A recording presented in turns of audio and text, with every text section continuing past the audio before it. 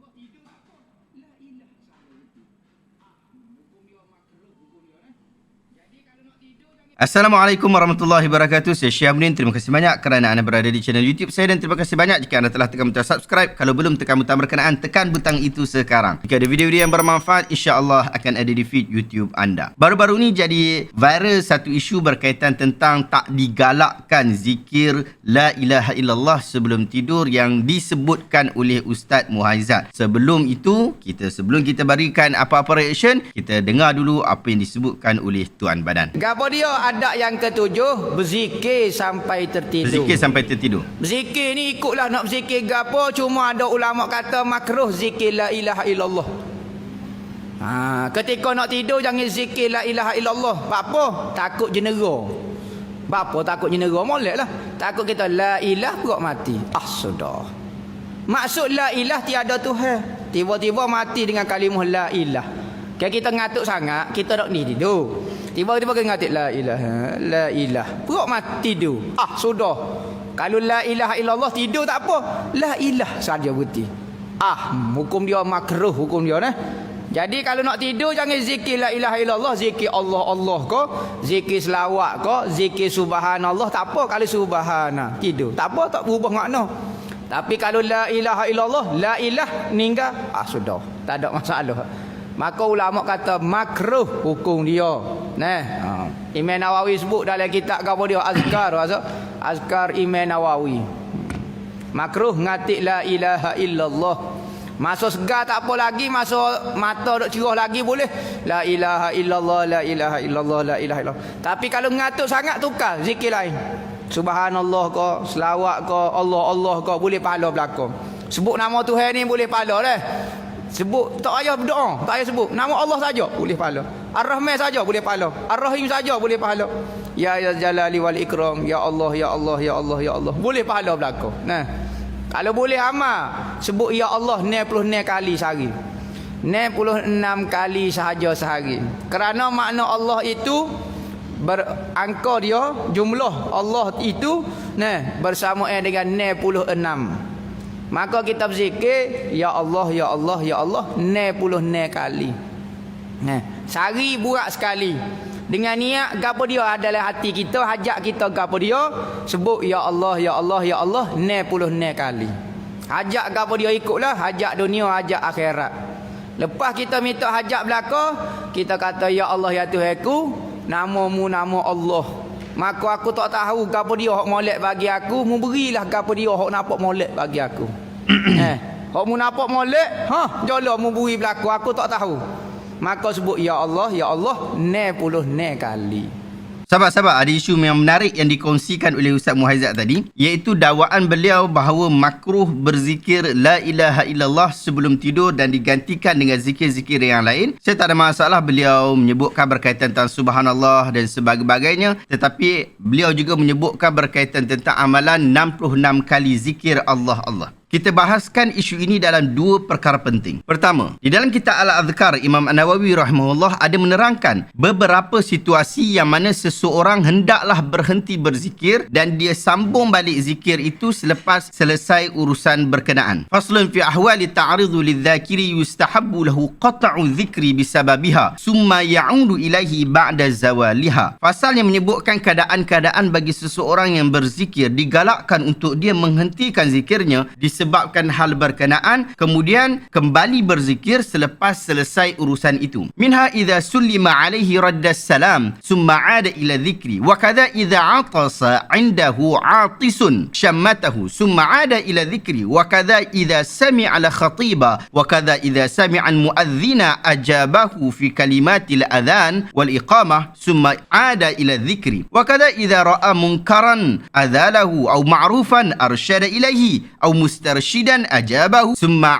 ada ila dhikri kadha idza ghalabahu an-nu'as aw nahuhu wa ma ashbaha hadha kullahu. Antaranya ialah apabila diberikan salam kepada dia, maka dia jawab salam tu, kemudian dia kembali berzikir. Begitu juga apabila seseorang yang berhampiran dengannya bersin, maka dia mendoakan orang yang bersin itu kemudian kembali berzikir. Begitu juga apabila dia mendengar khatib berkhutbah, begitu juga apabila dia mendengar laungan azan, maka dia menjawab laungan azan dan iqamah itu, kemudian dia kembali berzikir. Begitu juga apabila dia melihat kemungkaran lalu dia menghilangkan kemungkaran itu, atau dia melihat satu perkara baik lalu dia menyuruh kepadanya, atau apabila ada orang meminta nasihat maka dia merespon nasihat berkenaan kemudian dia kembali berzikir. Begitu juga apabila dia terlalu mengantuk, begitu juga perkara-perkara yang semisal dengannya. Anda rujuk dalam kitab Al-Adhkar muka surat yang ke-13. Kenyataan yang senada ini juga disebutkan oleh para ulama dalam kitab-kitab mereka, sebab tak ada masalah pun isu ini sebenarnya, common sense saja. At-Tibi juga sebut dalam syarah Mishkatul Masabih, Abu Muhammad Hasan bin Ali dalam Fathul Qarib Al-Mujib, demikian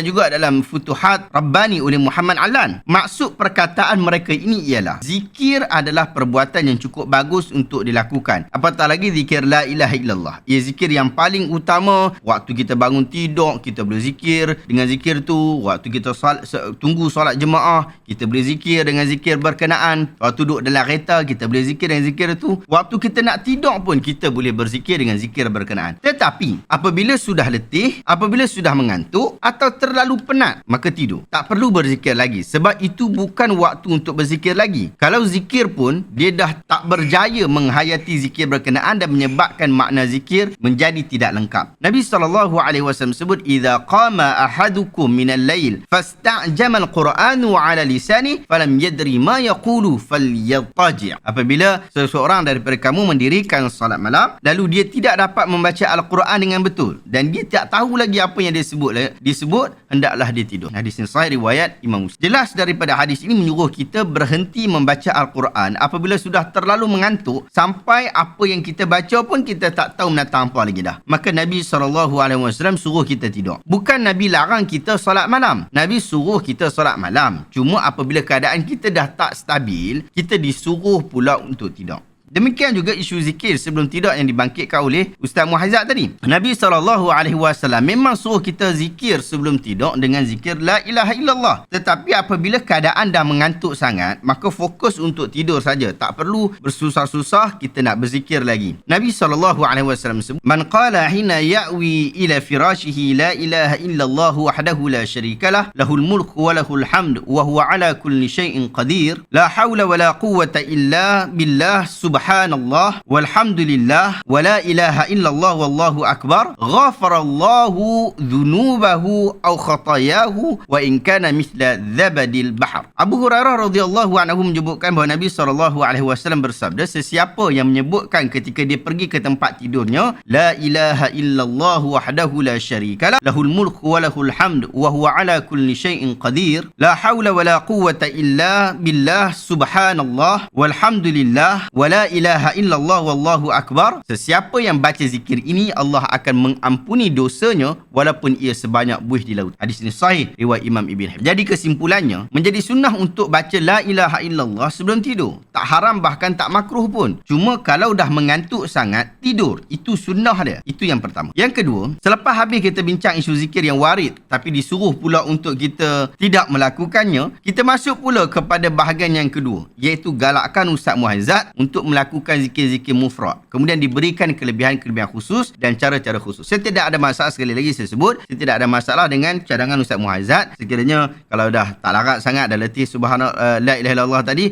kita nak ganti dengan subhanallah ke, alhamdulillah ke, apa ke seumpama dengannya, silakan, tak ada masalah. Tetapi dia bawa pula dengan ajaran untuk zikir-zikir mufrad, kelebihan, bahkan diberikan kelebihan-kelebihan khusus dan cara-cara khusus untuk makbul doa. Bahkan kita boleh tolak tepi isu zikir mufrad ni. Dia adalah perbahasan menarik ulama berkaitan tentang isu berkenaan dan Ustaz Muhaizat dah sebut sikit berkaitan tentang isu tu. Maksud zikir mufrad ni adalah zikir Allah atau ya latif atau seumpama dengannya. Bohonglah kalau awak kata semua ulama terima cara zikir seperti itu, dan bohong jugalah kalau kamu kata para ulama bersepakat menolak zikir seperti itu. Yang ada adalah awak pilih pendapat yang manakah yang lebih kuat. Kalau Ustaz Muhaizat dipilih adanya zikir mufrad. Ustaz-ustaz kita pun ramai memilih untuk adanya zikir mufrad dan mendapat pahala dengan zikir mufrad. Silakan, tak ada masalah. Adapun saya cenderung kepada pendapat yang mengatakan zikir yang Nabi SAW ajar telah lengkap dan patut menjadi amalan, bukan sekadar zikir mufrad sahaja. Di dalam buku Hisnul Muslim ini, ia merekodkan 297 doa dan zikir Rasulullah SAW yang kita boleh lakukan setiap hari. Tak ada zikir mufrad yang diajarkan. Bahkan ada 13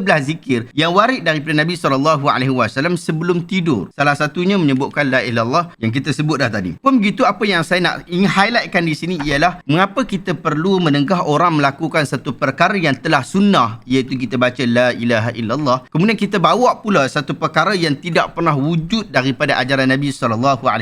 Bukankah kita disuruh untuk berpegang pada sunnah? Bukankah kita disuruh mengikut, bukan mereka-reka? Bukankah para ulama kita telah menyebutkan pelbagai dalil untuk berpegang teguh dengan sunnah dan menjauhi amalan yang direka-reka? Bukankah kita telah sepakat bahawa amalan yang diajarkan Nabi adalah yang paling baik, yang paling tulen dan yang paling diterima oleh Allah? Sekiranya dibiarkan ajaran 66 kali sebelum tidur ataupun 66 kali satu hari sebut Allah dengan kaifiat-kaifiat tertentu, dengan kelebihan-kelebihan tertentu, bahkan sebelum tidur ini menggantikan la ilaha illallah, maka akhirnya agama akan mengikut acuan yang berbeza. Tidak lagi mengikut acuan Nabi, tetapi mengikut acuan orang yang mengatakan cinta pada Nabi tetapi perbuatan mereka jauh daripada apa yang diajarkan oleh baginda. Tegurlah dengan apa yang diajarkan oleh Nabi SAW. Nabi sudah tinggalkan kepada kita, ambil dan kita ajarkan. Jangan pula kita kata bacaan yang Nabi ajak itu berat, yang kita ajak itu lebih ringan. Wa'iyadzubillah. Sahabat, adakah anda dapat satu ilmu yang bermanfaat pada hari ini? Jika anda rasa video hari ini bermanfaat, tekan butang share. Semoga orang lain juga mendapat manfaat yang sama. Terima kasih banyak.